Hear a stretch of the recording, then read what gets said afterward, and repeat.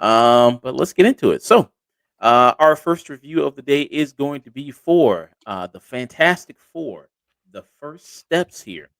This is the latest Fantastic Four movie here. This time it's done by Disney Marvel there. Marvel finally owns the rights to the Fantastic Four, so they're the ones doing this this time around here.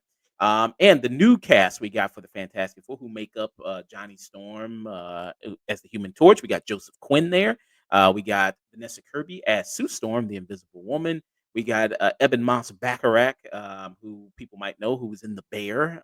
There, because that's kind of one of the big things he's been in. As Ben Grimm as the Thing, and we have Pedro Pascal, who doesn't know Pedro Pascal? He's in every movie, every third movie this year. Um, he's I think got 3 movies right now running in theaters because it's this, The Materialist, and Eddington. So he's got 3 movies. Mhm. Yep, try as hard as you want. You can't get away from Pedro Pascal. He's got 3 movies in No, the you can't. theaters. He is on The Last of Us on HBO. He's got like more Disney stuff with The Mandalorian coming out. Try all you want. Dread him, run from him. Eventually, Pedro Pascal arrives on your screen. Yeah, hey, you always see Pedro Pascal wherever you so yeah, and he's is Reed Richards, Mr. Fantastic there. And this is the new interpretation we got, like I said, of the Fantastic Four. Every 10 years we've gotten a new adaptation of the Fantastic Four. 10 years ago we were just talking about we get the Josh Trank Fan Four Stick from 2015. Most people want to forget that one, but that came out there. Then there was also about 10 years before that one, there was Tim Story's Fantastic Four, which he had a sequel followed by The Rise of the Silver Surfer, which we actually did a retro review for '05 Mhm. Fantastic Four just very recently there. But yes, what's going on in this new adaptation of the Fantastic Four? We have it where the team is already established, so we don't have to go through the whole origin story again. Where the whole process of getting their powers. It's funny that this and Superman are coming out relatively very close to each other because they two kind of share a lot of similarities. Both Mhm. superhero stories where it drops you in the middle of this world where the characters are already heroes, already established.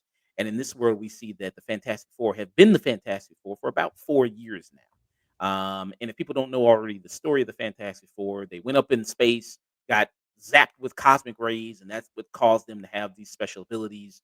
Human Torch to be on fire, Invisible Woman to control force fields, turn Yeah, invisible. it's like, Uh, wow, I can stretch really far. Wow, I can make shields and turn invisible. I can fly and like paint myself on fire. And Ben Grimm is just, I'm a rock. He's just a rock. He turned into a rock thing. You got that.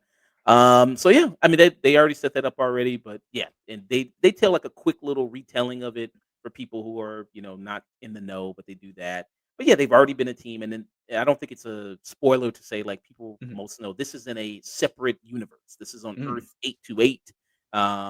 This is a retro futuristic 1965 world there where the Fantastic Four are the only heroes on their world, and they've kind of turned this world into through science and technology utopia there. What if Mhm. we actually let smart, competent people run the world? How great would that be? Uh, Ah, that'd if Come be on. only. Come on. how That If awesome. only.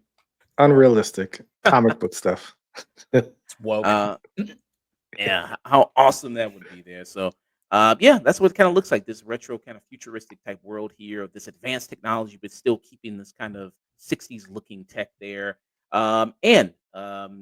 Everything's going well until that Galactus shows up. And this time he's not a cloud. He's not a fart cloud like Mhm. he was in what was it? Rise of Silver Surfer there. Yep.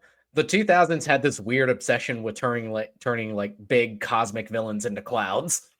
Yeah. For some Yes. that was a thing. Galactus and the creature from Oh, and Green Lantern, Parallax from Green Parallax. Lantern. Hey, that's going to Derpy Entertainment. Hey, what's up, man? We'll Thanks get there. thanks for stopping by there. But yeah. So you got Galactus, and you have his herald there, who's Oh, actually, I didn't say who was Galactus. Ralph Innocent, who people might know Mhm. was the father from the Bewitch.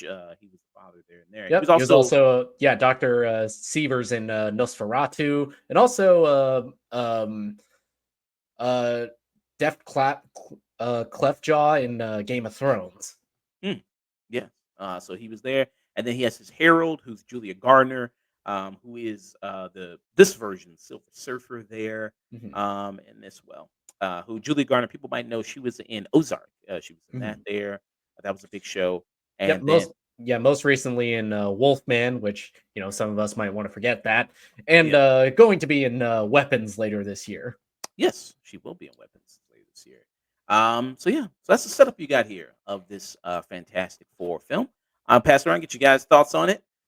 Terrence, what are your thoughts on the Fantastic Four? I absolutely love this movie. Like I went into it very low expectations. Mhm, Marvel was kind of I feel like when I go into movies, I've called it the multiverse of madness effect. Like when mhm, I hype it up so much, I hype that movie up to the point where it couldn't be as good as I thought it would be. And I didn't want to do that. I haven't done that actually since then.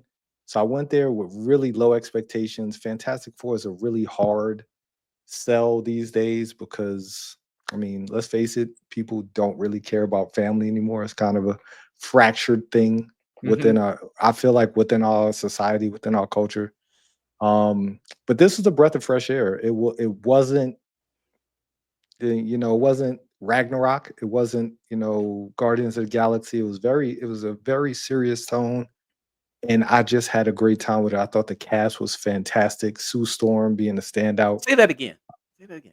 Fantastic. Say that again. I think that's a good name. It was you no you pun fuck. intended. No pun intended. But it just was it was incredible. Like that was, the real Fantastic Four is Incredibles. Either way, but either way, I thought Pedro Pascal was fine. He was my Mhm, biggest concern with this movie was how he was going to portray Reed, and I think they nailed the character. Him being very neurotic, but him mhm, also being a genius level intellect, not not emotional at all. Actually, everything he did was very logical. mhm. Um, to a fault at some points in the movie. But I think they really nailed that character, and I'm really excited to see where they go with with these four characters. In the future, coming up with Doomsday and Secret Wars. Mhm. Hmm, okay. Very awesome. What about you there, Nick? Me, I was kind of like very cautiously optimistic going into this. I'm kind of in that phase with the MCU where I just am not as excited as I used to be. They've kind of hit this point where they've just become such a staple of pop culture that the MCU movies don't feel like events anymore. I remember back in the day where every new one was something that, all right, I got to see this opening weekend. I got to be there, like one of the first showings. And up until recently, with something like Thunderbolts, I felt like a lot of the magic was gone. Like Marvel is just putting out movies to like maintain the rights to like build anticipation for their next big event Avengers film. And there was this loss of a sense of, okay, let's tell a story first and tell get a point across of that this is a the goal is to make a good movie first. And Mm, thank God that Fantastic Four First Steps is as good as it is, because I was very concerned about that, especially because so much of this potentially could have the feeling of this is just to lay groundwork for Doomsday, mm, because they are going to be a very big part of that. Of course, Doctor Doom is like one of Fantastic Four's like biggest villains, and now is a huge Avengers level villain in the comics.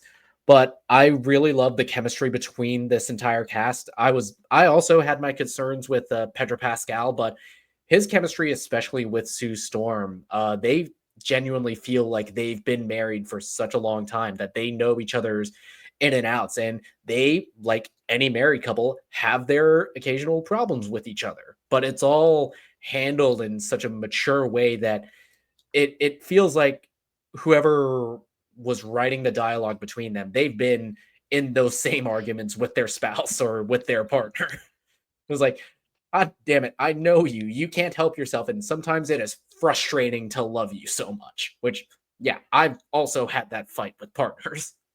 yeah. Uh, I like the chemistry. I think the standouts with the dynamic is are are Joseph Quinn and Eben Moss-Bachrach, which the CG on the thing, I think it's the right call to make him because the character inherently does look goofy, but it feels like it's a real rock man. Mm, yeah. Looks a mix of practical effects plus the Mhm. CGI. You saw got some on-set photos of them actually built having the costume and him wearing it. So that was a real nice mix there, and looks really good. The best the thing has looked ever. Oh yeah. Is Yes. yeah, Mhm. very nice there.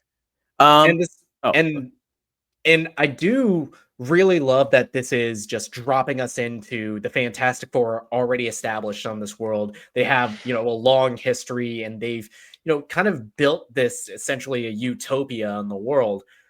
I wish we got a little bit more of that before we dropped in Galactus because there's feels like there's this it starts this kind of very kitschy, very fun, lighthearted adventure, and then Galactus shows up. Or more accurately, uh Shala Ball, who's played by Julia Garner, or the Silver Surfer. And it feels like this drastic, serious tone shift that this is probably the biggest threat that this team has faced in their entire lives or ever will. mhm. And this movie's a tight movie, an hour and 55 minutes. Mhm. Typically, with a lot of MCU movies, they'll run over those 2 hours there. But this was a tight hour and 55, and that's including the credits. So things are moving Mhm. at a good pace there. I don't think it feels rushed, but I think it's a decent pace the way things are moving. Um, the creative talent behind this. So the director of this is Matt Shankman, who's mostly done a lot of TV. He did a lot of episodes of It's Always Sunny in Philadelphia. He's worked with the MCU in the past. He did Mhm. WandaVision. He directed a lot of those episodes there. And I think he does a great job of presenting this world here of this, like you said, you really this lived in world of this futuristic kind of 60s kind of place there that looks really cool. And then the writers on here. So you have Josh Friedman on this there, who's done some good sci-fi stuff. He's wrote things like Kingdom of the Planet of the Apes there. He's also upcoming. He's going to be the writer for the James Cameron Avatar 4 film coming up there Hmm. as well. He also did I love this series a lot. Terminator Connor Chronicles Oh shit, that show was so good. there as well. So you also have Eric Pearson on this as well. He's a writer who's done a lot of just Marvel things. Like you look at his resume, it's all just Marvel stuff. He did Ragnarok, Black Widow, a lot of stuff like that. He's a writer on that. And then you also have Jeff Kaplan and Ian Springer there as well, who is some other writers. Um, but yeah, I mean, are you guys any big like Fantastic Four fans, like of the comics, anything like that? I can't say that I am. I like a lot of the golden age or silver age, whatever you want to call those heroes, they don't age well. Like the Fantastic Four has been a really hard sell until recently when I think the Ultimates kind of changed a lot of at least my opinions on the Fantastic Four because they just felt very childish, if that makes any sense. Like with the Tim Story Fantastic Four, they felt very it just felt satirical almost to like the superhero genre. What they were doing, their power set weren't they're not exactly sexy. Like they don't Mhm. have a very fun, and catchy power set. So they just never really been my biggest bag. Mhm. Okay. What about you, Yeah, Terrance? I'm not I'm not a big fan of the Fantastic Four comics mostly because I haven't read a lot of them, but I love when they are included in some of the like big Marvel events that I've read. Like I love their inclusion in Civil War. I liked the appearance that I had in Secret Invasion, where they play a somewhat big role in that. Mm, Enough that I have a like basic understanding of what the dynamic for a good Fantastic Four should be. And that's something that is absolutely nailed here with they should feel like a family, which I know that that theme has been, parodied and mocked to death thanks to, Vin Diesel and the Fast and Furious. Yes. But yeah, they genuinely feel like family. mm, yeah. Which is, yeah, I mean, that's the big selling point of Fantastic Four, how well they all interact with each other. And when, the casting came out, okay, you got, Pedro Pascal as Reed there. And Pedro Pascal, I know a lot of people say, like, well, a lot of people I think felt like Mhm, Terrence felt was like it's a stunt casting and mhm. how well was he going to fit into this role and how well was he going to kind of just you only see Reed, you don't see just Pedro Pascal playing Reed Richards. And I also was pretty surprised at how much I Mhm. was just like, oh yeah, I think he kind of absorbs into the role pretty nicely there. Yeah, well, And yeah. yeah, with an actor like Pascal, there's this sense that even to I think a lesser extent when he's playing a character like Joel in The Last of Us, that he's gotten to a point where he's so famous now that you don't really see the character anymore. You just see Pedro Pascal. And thankfully in both that performance and here as Reed, it's a very different kind of a role from what we see from Pedro. Because Reed here, he's very I got the sense that he's very on the spectrum coded, where he kind of struggles to relate to people emotionally, but he is a absolute wizard when it comes to science. Mm, yeah. And just not cooking. Well, Yeah, putting cribs together. Like Yeah. that was a very that was a very to, to, telling scene. to be fair, I've like helped my sister in trying to put cribs together, and I get it. If I had a robot that could do it, I would tell him to.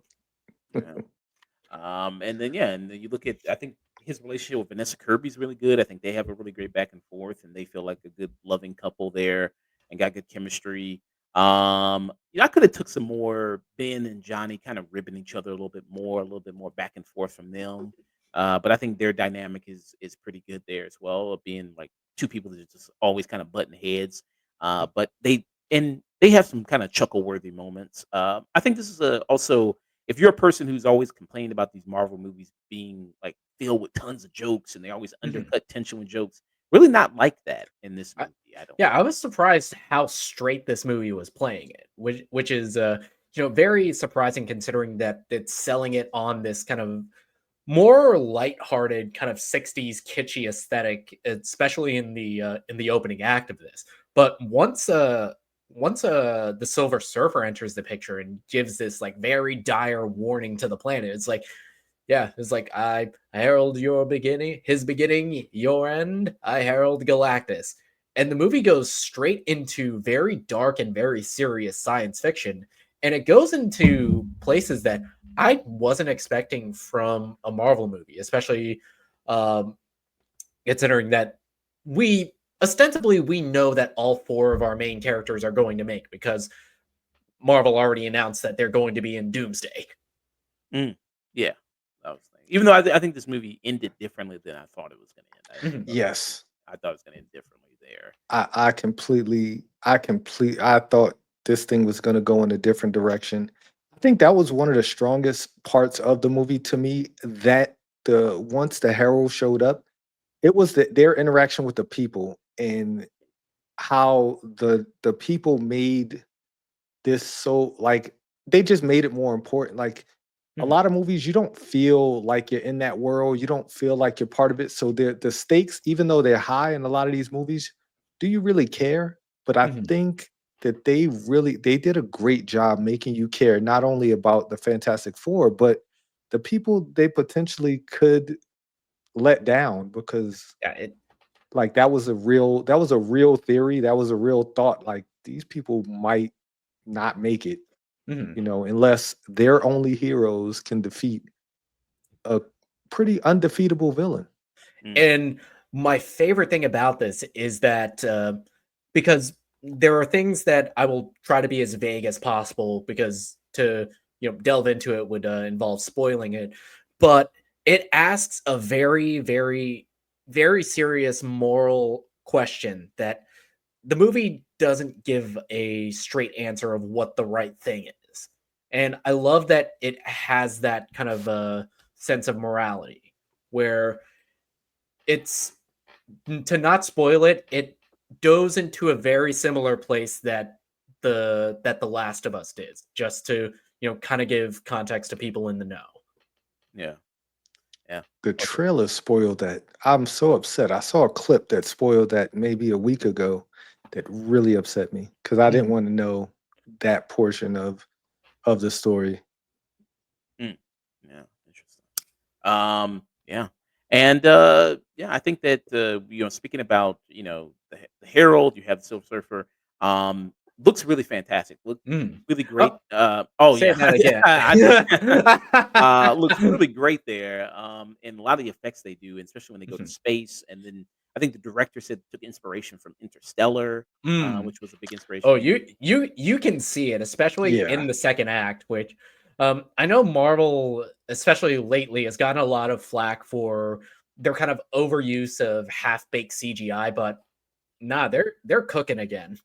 Mm, yeah. The Silver Surfer, those scenes, the Silver Surfer in space, that was incredible. Like I didn't see them doing like the way she moved through. Oh man, it, Mhm, it it was incredible. That was worth the price of admission in itself. Just mhm. seeing some of those action set pieces when they were out in space. Did you see it in IMAX? I did not. I did not see it in Ah, IMAX. what about you, Nick? Did you see it in IMAX? I didn't see it in IMAX. I saw it in Dolby. Well, I saw it in IMAX, so I'm better than you.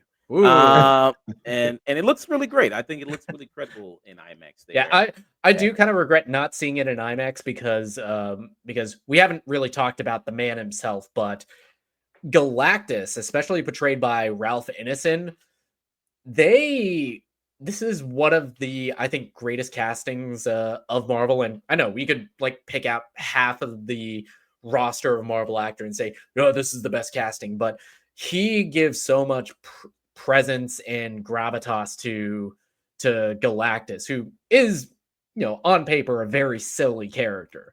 But Innocent is one of those actors who he's been around for a while. He's one of those great character actors who knows how to play this straight.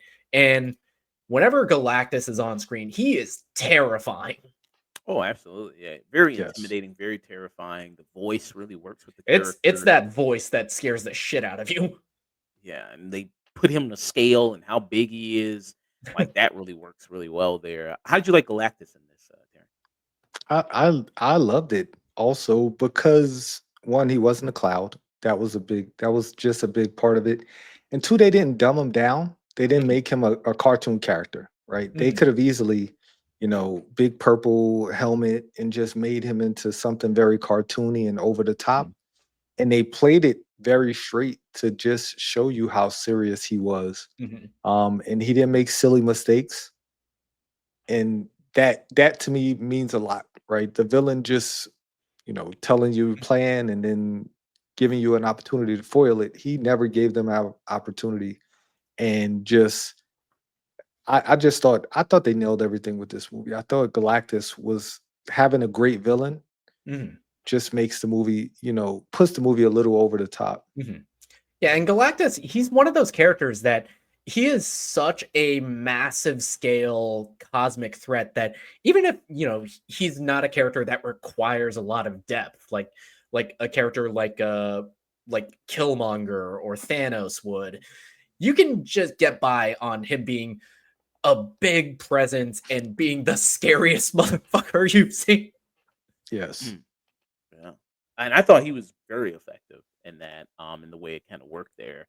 And with Silver Surfer as well, like you said, that dynamic. I mean, two really great villains there. I think also really worked for the movie. Didn't talk much about it yet, but the score, the music for this, really good. I thought the music for this, Yeah, and the Michael score Giacchino. in this, Michael Giacchino, he's longtime collaborator with Marvel. He wrote the title theme for them. He's also worked on all the Spider-Man movies. He's worked on Doctor Strange and Multiverse of Madness. He, I think, was robbed of an Oscar nomination for the Batman. But yeah, Michael Giacchino, he's one of those guys who does not miss. Yeah, I loved it. I think it fit perfectly. What did you think about the music here, Terrence? I thought the music was fantastic. If I never have to hear another movie reviewer yell the Fantastic Four, like that like if I never have to hear that again, I'm okay with it because I get it. Like that's a big part of the selling pitch of the movie. That's just kind of ingrained in my head, and to the point where it, it, I, it's I have it's like a nervous tick when it it's one of those things that I'm gonna like catch myself humming it and like the entire next week. It is like fantastic motherfucker. Mm, yeah. Talked a lot about stuff we liked a lot. What any some Mhm. big drawbacks for the movie for you there at all, Terrence? Or the only drawback to me, and I don't think this is a spoiler, Mhm. because we know that at some point we get a baby. Mhm. Mm. That there's a scene where the baby's coming and we see this hand, and it's the Oh. scariest looking thing you ever see. It's so jarring. That was like the only part of the movie that Yeah, almost took me out is the bait. I The get it. baby is weird. Like yeah, like you don't want a real you don't want a real baby. It is a CGI mhm, baby, mhm. but it just looks so creepy. It, Uh, It's like in terms of like creepy CGI babies, it is up there with like the Twilight Saga and American Sniper as far as like creepy CGI babies. or the And Flash. The oh, yes. The Flash. oh yes, that. Yeah. Yeah, I will say the baby, it is very weird. It is kinda jarring to look at, and you can tell it's Hey, clearly a CGI. if you know the comics, especially around Reed and Sue, they around their children, you can kind of like write it off that way. But it's one of those things that it kind of almost takes me out of the movie every time the baby comes on screen. Yeah, they didn't crack that. As many great effects they have in here, the It, it's thing, it's like as Galactus. jarring as Jessica Alba's blue contacts in Rise of the Silver Surfer. Oh, yeah, it's just as scary, especially the baby's got blue eyes too, so they made Oh the god. baby. yes. Yeah, Yeah, so that's like even yes, crystal blue eye. Yes. It's like unnaturally blue. It's like White Walkers in Game of Thrones blue. yeah. Besides for the baby, did you have any big drawbacks there, Nick? Um, one, I think one big drawback is because I think the movie is paced very well. Excuse me. I think for an hour and 50 some minutes, this movie moves at kind of a breakneck pace. But if I had one critique, because there are the Fantastic Four in this world, they have their own like little rogues gallery of villains that are kind of like in the montage in the opening that they've shown that they've already defeated, like negotiated, have like relationships with. I wish we got to see a little more of that. Mm, a little more Fantastic Four adventures there. Yeah, a little Yeah. bit more of the Fantastic Four, like being a team, like saving this world, fighting villains before we get to Galactus. But it doesn't really take away anything from the movie that we saw. Yeah. Yeah, I think that's one thing with the pace of the movie is that because I mean, there's some things that did get cut out, like John Mhm, Malkovich got cut out of this. He was cast as Ray Ghost. He got cut mhm. out. Yeah, his character is name dropped, but not seen on screen. Yeah. And he's destined John Malkovich to be cast in superhero movies but never appear in them. He was supposed to be Vulture in Spider-Man 4, but that fell through. And then he was supposed to be in this. This fell through. He got cut. I guess he's just destined to be in superhero movies. Yeah, that he'll never be in. So there's that, and then I think there's also a lot of stuff with Ben that got cut. There's like a whole Mhm, side story with him, and then Natasha Leone mhm, that comes in, which is, I mean, very small part for her. I mean, she's kind of a, I'd say a big actress, but she's kind of got a good resume. I'm surprised her role was so small for just just the love interest there. So I was kind of disappointed in that. Um, and then out of the members of the team, do you think anybody gets the short end of the stick? Many people are saying Ben gets pretty much the short end. I I feel like Ben does. I feel like Ben kind of gets the short end of the stick because Reed and Sue, they are, even though this is an ensemble film, most of the story is focused on them and their dynamic. Also, Johnny, if as you see in the trailers, he has a dynamic with the Silver Surfer, so it kind of leaves Ben a little high and dry. Mm. What do you think there, Terrence? You think maybe Ben got the short end of the stick? Or? I don't think so. I think that side I want to call it a side quest so bad, but his relationship with Natasha Leone was undercooked. But Mhm, I think everybody got an opportunity because I think Ben and Johnny really had a great dynamic. They had some great scenes together. So I don't really personally, I mean, they're not gonna be. I think Sue got the lion's share of all of the attention, mhm, deservingly so, because of the way the story went. Kind of drew on her and her place within that family.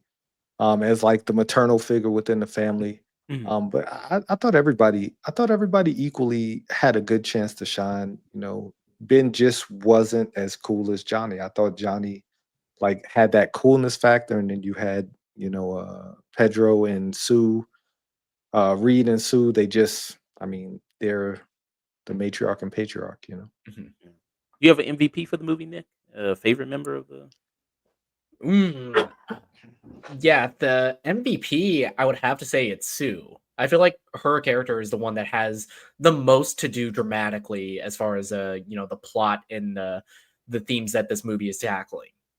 Mm. Yeah, I'd have to agree. I think Vanessa Kirby there, is really great. I think she as far as the bulk of a lot of the emotional weight of the movie, I think she's kinda carrying it there.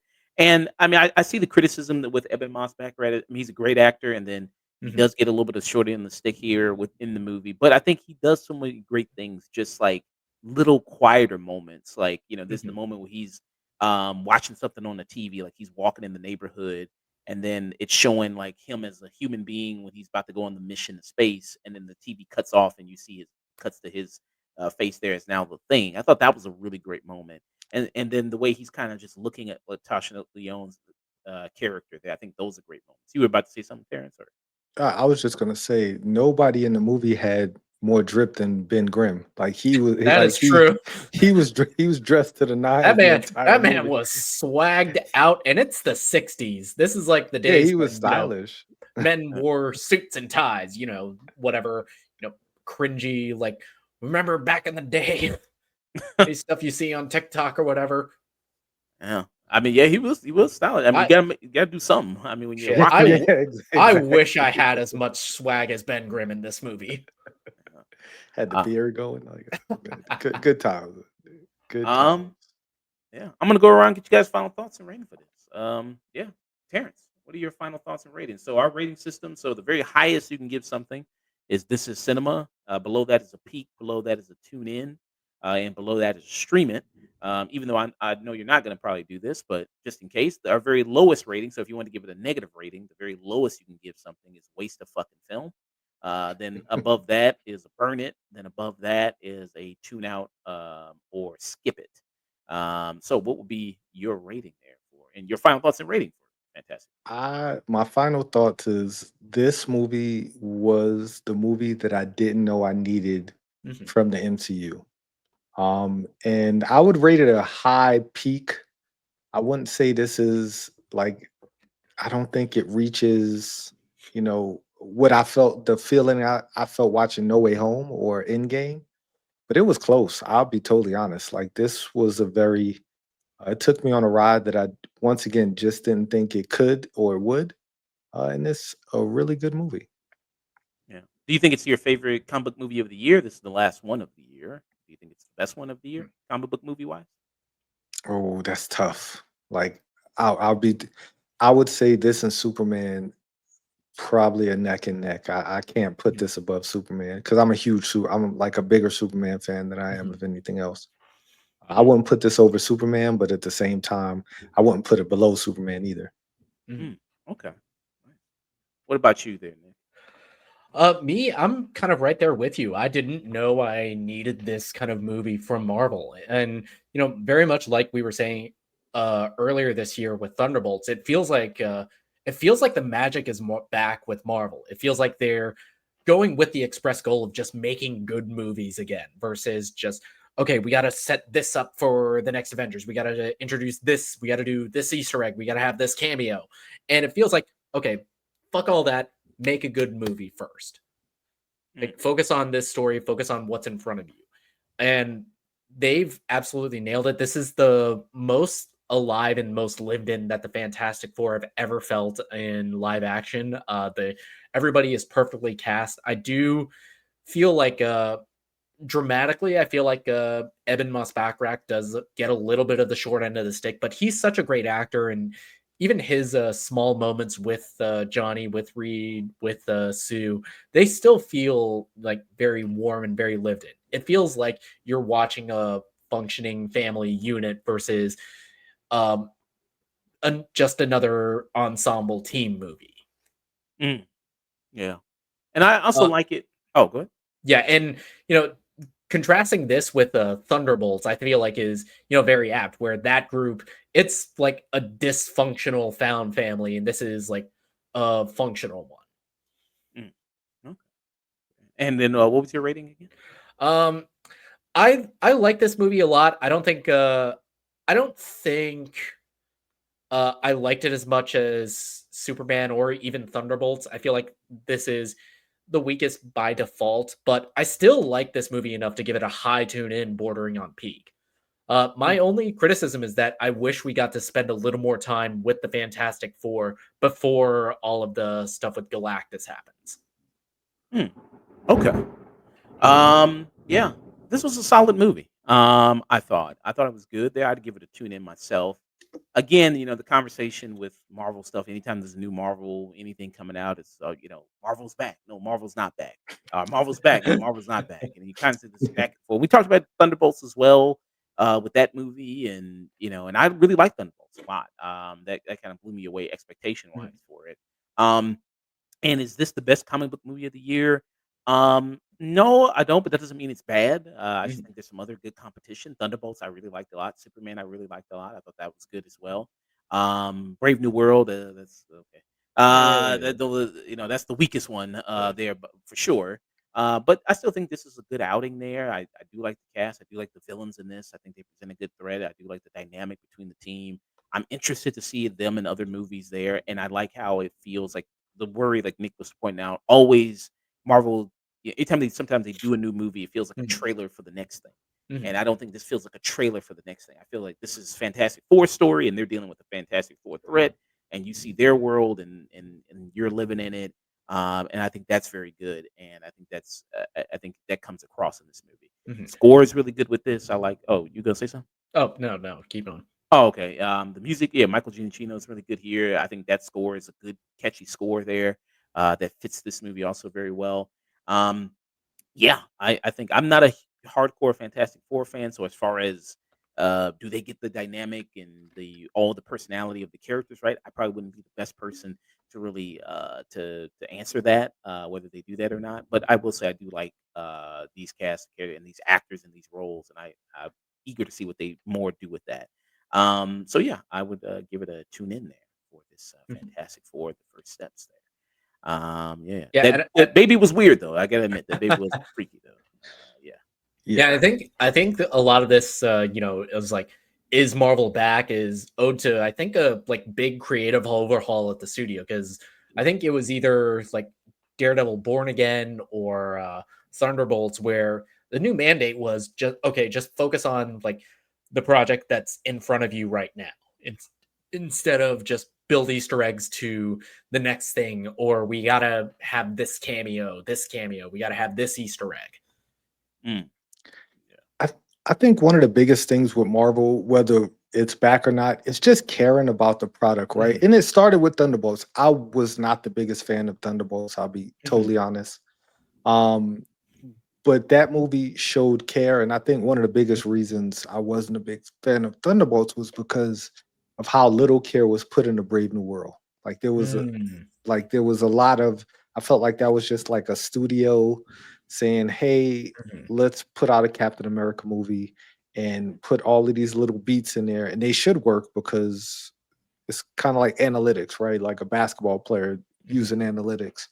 And then with Thunderbolts, they showed, all right, let's put together this team, but let's like not force it. They didn't force it mhm, with that. I feel like they didn't force it with Fantastic Four either, mhm, and it felt like people gave an effort in this movie to not just make it fanfare, but make it a lived in world, make it felt like mhm, I left the theater feeling something mhm. after Fantastic Four. And I feel like the general audience might too. Yeah, Yeah. and I've even said this like I mostly brought this comparison with like the Sony Marvel movies. It's like you can tell. I feel like as an audience, you can tell when a movie is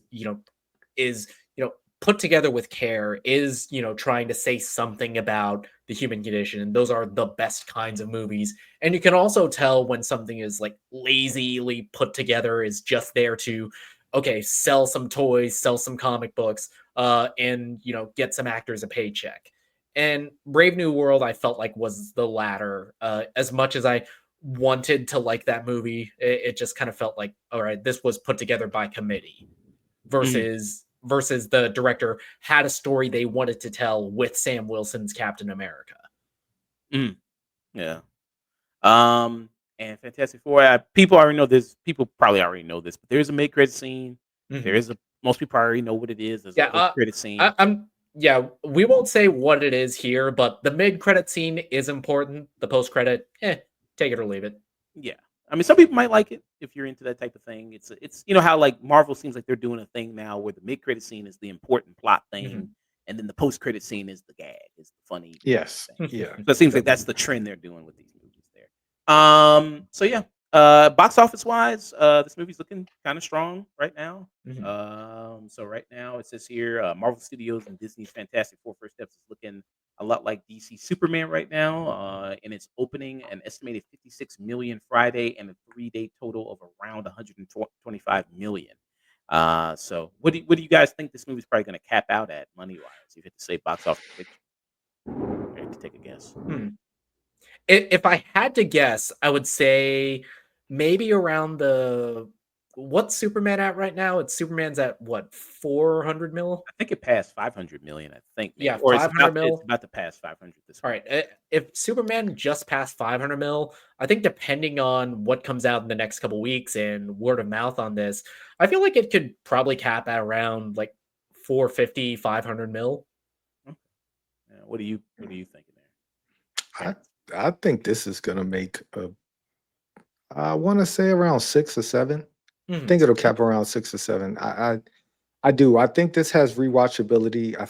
Hmm. I think this not really a family film. Like I think it gets a little dark. Mhm. Like I don't think I would take my kids to go see this movie. Okay. Because it does get a little dark. Um, but I think it has rewatchability though. I do think because I'm going to see it again tomorrow.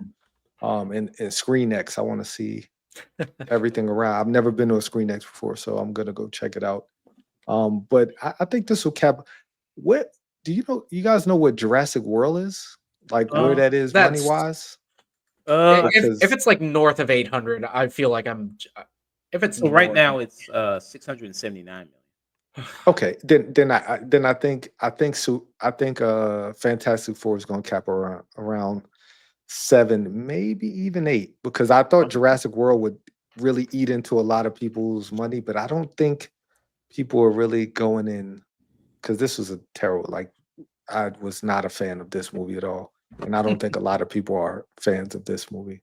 Yeah, because mostly the So Jurassic World movies make like 1 billion. So this is yeah, kind of like exactly. So they usually eat into other movies, but because this isn't, and it still could, but I don't think so. I don't think mm, it's going to eat too much in the Superman or Fantastic Four. yeah. So we'll see there. I mean Uh, it's kind of hard to say, especially with Marvel now, because I feel yeah. like they're at this point where because even though Thunderbolts did very well, comparatively to years past, it was like, okay, not as great as it could have been. And Marvel's in this phase where, okay, we need to reestablish trust in the brand more than just worrying about box office right now. Yeah. So we'll see on that. But tune in for me, peak from Terrence, and you gave it a Yep, tune hi, in, tune in. high tune in from Nick there for Fantastic Four First Steps. Thank you so much, Terrence, for joining us, man. Very much For appreciated. sure. I Uh, appreciate you guys for having me. it was Thank a you. pleasure having you on. You were fantastic. One more time, let people know about you, man. Yeah, I said that again. You Uh, did. You did. take a shot every time I say fantastic there. But one more time, man, let people know about you, what you got going on, your channel, everything like that. All right. Once again, my name is T. My channel is Have You Seen That with T on YouTube, where I do movie reviews. I will be putting out a Fantastic Four movie review for the channel this weekend. And check me out on Wednesdays, where I do wrestling content, where me and my co-host Frank, we talk about the week in wrestling, and of course, we'll probably be talking about that person who tragically passed away yesterday, or maybe it might have been the day before yesterday. Um, yeah, every Wednesday at 7 p.m. Eastern Standard Time, 5 p.m. in Mountain, where I'm at. And yeah, that's where you can find me. Okay. Do you want people to follow you on any socials, anything like that, or not? I'm not there yet. Okay. I'm, I'm so bad with social media. Okay. That's probably a good thing. That's probably a good thing. Well, all right, man. Take care. Have a good one. All right, you guys have a good one. Thank you.